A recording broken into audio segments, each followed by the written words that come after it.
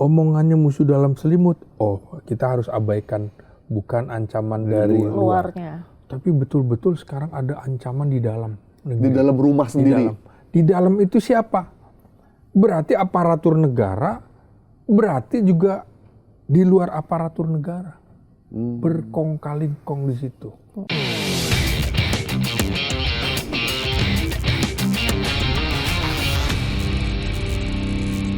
Ini kita udah ngomongin Perpol ya. Kita nggak sah kalau kita tidak ngomongin soal pertahanan keamanan dalam negeri nih. Kalau kita udah ngomongin Polri, berarti kita bisa ngomongin tetangga sebelahnya. Kita beberapa minggu lalu dikagetkan dengan pernyataan dari Menhan ya. Pak Syafri yang mana yang musuh dalam selimut? Yang pertama dulu nih, yang tiba-tiba dia bilang ada negara di dalam negara. Dia ngambil contoh di Morowali ya, di IMIP itu dia bilang lagi latihan, terus tiba-tiba ada bandara yang di luar yurisdiksi dari pemerintah Indonesia, nggak ada bea cukai, nggak ada segala macam. Imigrasi dan lain-lain. Rame lah tuh komen segala macam. Nah kemarin dia ngomong lagi ya bahwa ada musuh dalam selimut di pemerintahan sampai di negara ini gitu ya.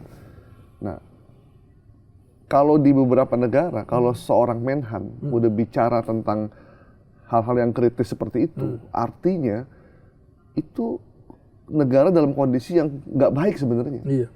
Nah, gimana Abang melihat statement itu disampaikan oleh Menhan yang juga bertanggung jawab terhadap pertahanan negara ini? Secara publik lagi. Iya, dan di share ke publik loh, bukannya dia lagi ngomong di meeting, terus orang diam-diam gitu, gitu. Enggak, dia sampaikan ke, biar kayaknya biar semua orang tahu. Gitu. Apa sih maksudnya sebenarnya? Jadi musuh dalam selimut itu tentu saja bukan serangan militer dari luar negeri, tapi betul-betul ada ancaman di dalam negeri. Karena dalam selimut kita sendiri ya. Iya, ya kan? Berarti biasanya kalau seorang dengan background Menteri Pertahanan itu mempertahankan dari ancaman luar. Nah, begitu omongannya musuh dalam selimut, kita harus abaikan, bukan ancaman dari luarnya. Tapi betul-betul sekarang ada ancaman di dalam negeri. Di dalam rumah sendiri. Di dalam itu siapa? Berarti aparatur negara, berarti juga di luar aparatur negara. Berkong-kalingkong di situ. Berselingkuh di dalam selimut. Ngeri lagi kan? Ipar dalam maut dong.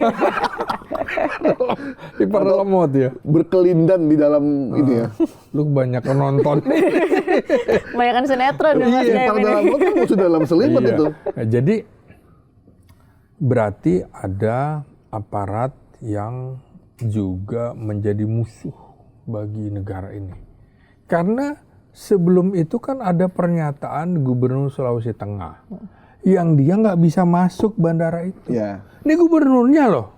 Yang punya wilayah. Yang punya teritori. Iya. Gubernur aja nggak bisa. Pasti dia mengadu kemana?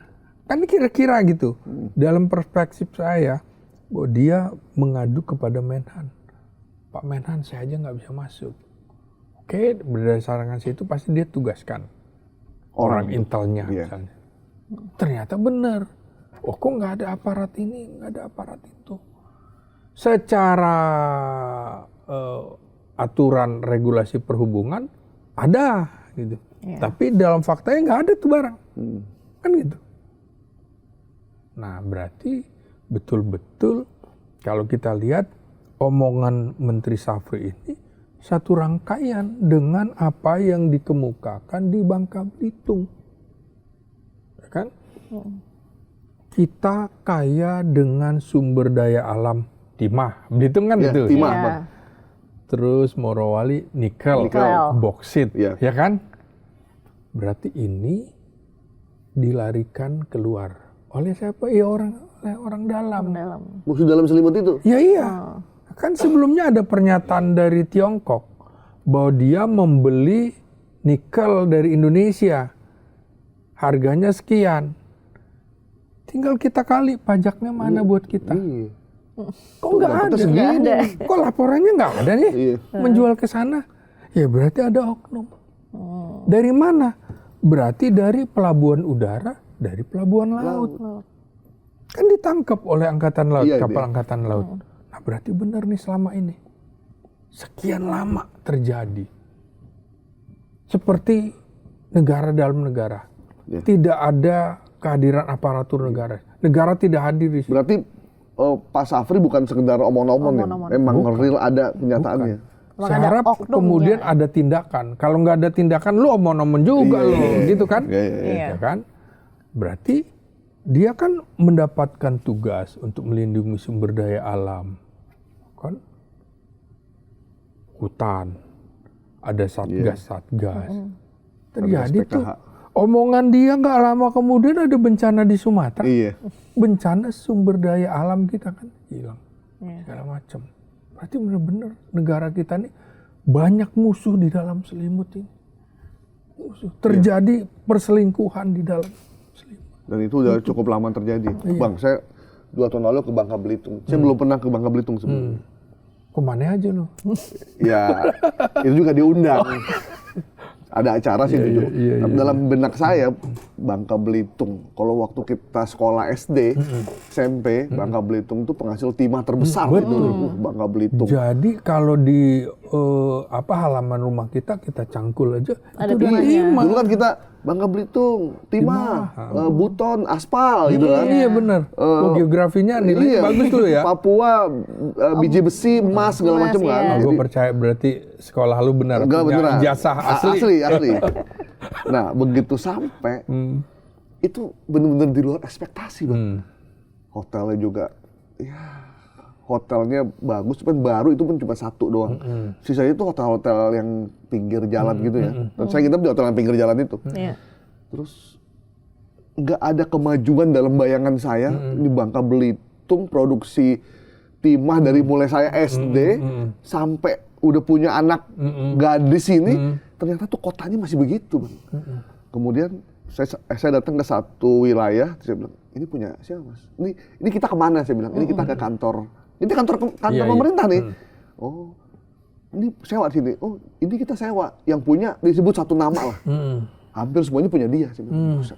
Dan masyarakatnya tuh nggak kaya seperti bayangan kita gitu. Iya. Padahal tanahnya sangat kaya ya. Tata-tata sangat kaya gitu. Dan saya bilang, dia bilang nanti Mas, nanti kesana lagi lebih menyedihkan lagi. Dia bilang. Artinya Bang, Iya.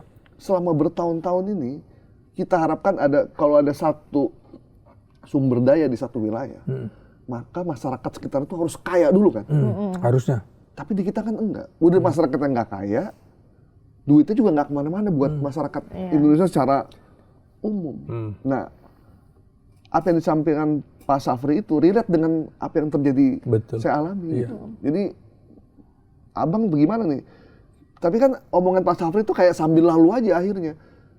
Orang mungkin udah hopeless kali. Kalau saya, aduh gimana ya? Sama dengan kasus pembalakan di Sumatera itu. Ketika pemerintah cuma mengumumkan 2 perusahaan melanggar. Kok cuma 2 perusahaan? Ada di 3 provinsi. Lebih dari 1.000 saudara kita wafat. Iya. Kok cuma 2? Gitu. Artinya memang begini ya. Saya ngelihatnya. Penjajahan di dunia yang dilakukan negara-negara penjajah itu, kolonial, itu mengincar negara yang sumber daya alamnya kuat. Di mana itu? Di Asia dan Afrika. Maka Asia Afrika adalah negara-negara tertindas yang dijajah. Tapi celakanya sekarang, bekas negara yang pernah dijajah-jajah itu, terjadi penjajahan di dalam negerinya oleh warga negaranya.